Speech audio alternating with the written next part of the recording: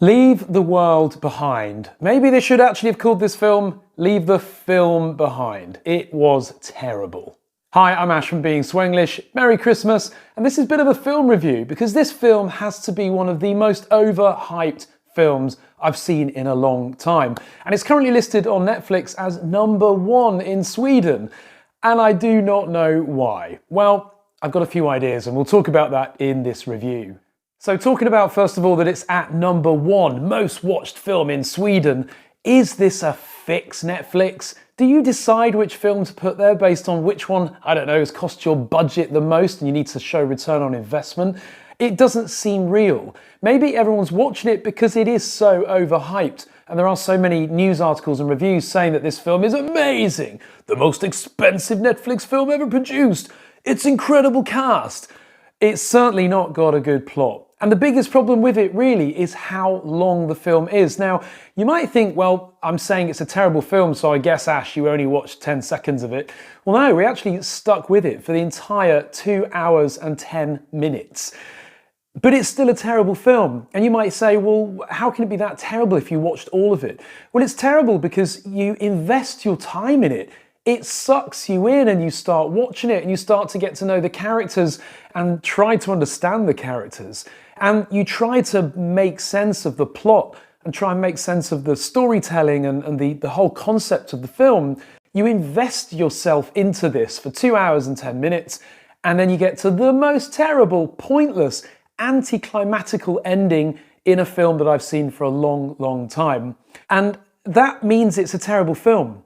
Now, there's a really bad film where you do switch off after 10 minutes, but I feel that when you've invested time in a film and you're expecting a big twist or something clever and you're let down, that makes it an even worse film investment. Then there is the length of it. Now, it's 2 hours, I think it's 2 hours, 10 minutes. That is about an hour too long for this film. I mean, at least an hour and a half is your average film length, right? This thing just goes on and on and on. Now, there are films like Oppenheimer which have a real backstory. They have a ton of history. There's a ton of important conversations that need to be heard. So you don't mind the lengthy dialogue scenes. But my gosh, the dialogue in this film is just porridge. It goes on and on and on with no substance, no texture, nothing of any importance or relevance to the story. Just moaning on about utter nonsense. And I mean, I'm so grateful for the fast forward button on our remote control because about halfway through, we were just sick of it. We were like, here we go again, another overly dialogue heavy scene, skip, skip, skip, skip, skip. And trust me, you'll be doing the same or you'll just give up because it was one of those two options. Quit the film and watch something decent or skip and hope that there is a glimmer of light and some interesting scenes in this film. The dialogue is not even relevant. It's just utterly, I mean, if you like Friends, the TV series, then maybe you'll want to listen to some of the dialogue because there is a running theme of Friends in this film, believe it or not. It's probably the only interesting part of the plot. Now, the only reason that this film, I think, is overhyped and is being marketed as one of the most expensive films is because of its cast. The only investment of budget in this entire film is a little bit of CGI where they keep doing this, oh, I'm so clever CGI trick of flying through windows, where they've clearly just added the glass as CGI in post-editing. There is a nice scene though, where the camera pans in through the passenger's window at the front, it goes to the driver, then it goes into the back of the car, and then it comes out through the rear window, and obviously as if there's glass there. But you watch that effect once and you're like, yeah, that's cool, wow. Not many people notice it. But then they do it, I'm not kidding, probably another 4 times through the course of the film. Get over it. It's a clever effect, but when you do it 4 times, it's no longer clever. The next expense of the budget is clearly the actors. So you've got, what's her name? Hey Google, what's the lead cast member of Leave the World Behind?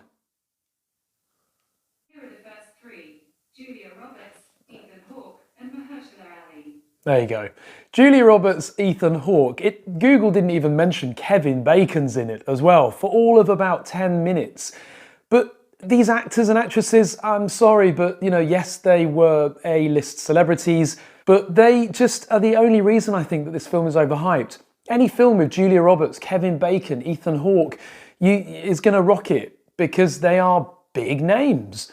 But that's the only reason that this film cost a lot of money, and I think it's the only reason that on IMDb the score is 6.5 out of 10. Without that cast, this film would be forgotten. It would be one of those Netflix releases that sinks straight to the bottom of the new releases list. Nobody would ever add it to their list because it was just pants. Then the actual characters that these actors are playing, they are so utterly unlikable. Now you could argue, well, that's the characters they're playing, but then this kind of film is just very depressing. It's not a film that has any kind of... You don't hope that any of these characters survive this apocalypse. You actually feel like it'd be doing them a favour, probably doing the world a favour as well.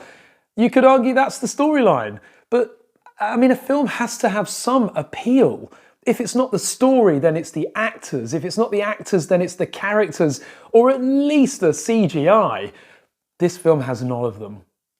Throughout this film as well, it starts quite interesting. I remember about 30 minutes in saying to my other half, this film's good, it keeps you guessing what's going to happen next.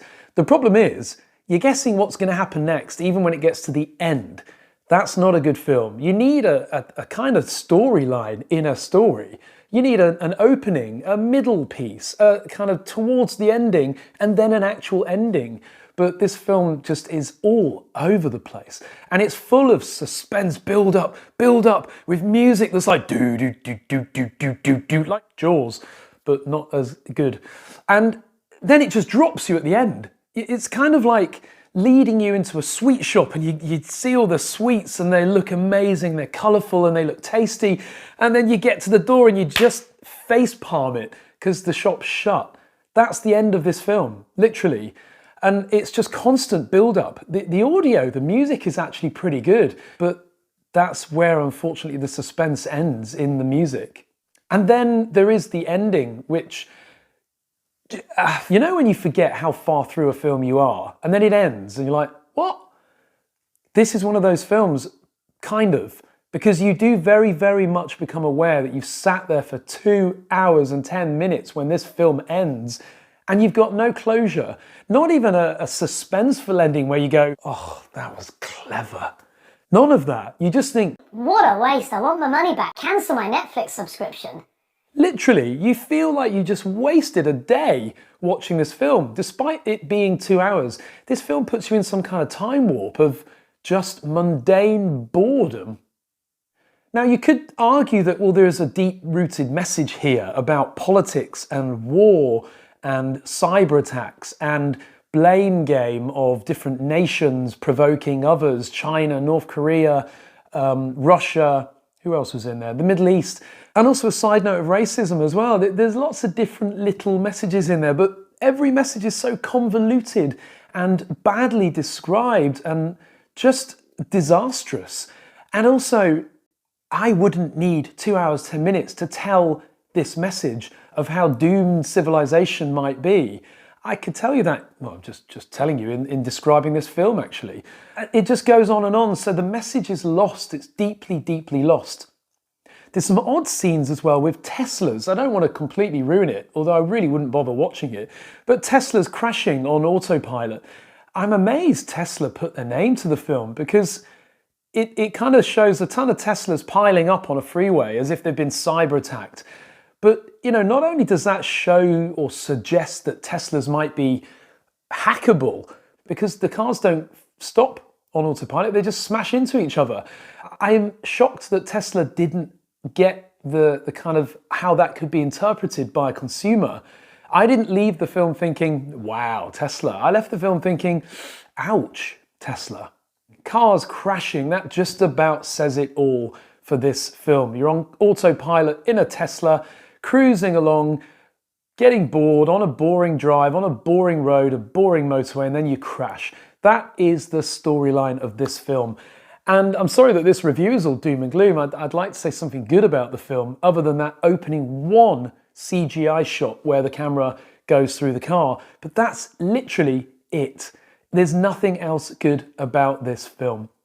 I'm really interested to hear what other people think. I know this film has been massively overhyped. You've probably watched it already.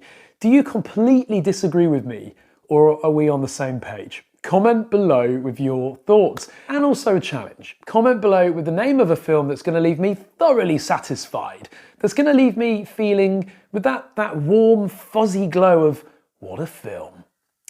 Thanks for watching through this review. I know it was a bit of a long one, but I guarantee that this is much more worth your 12 or so minutes than the film is of your 2 hours of life.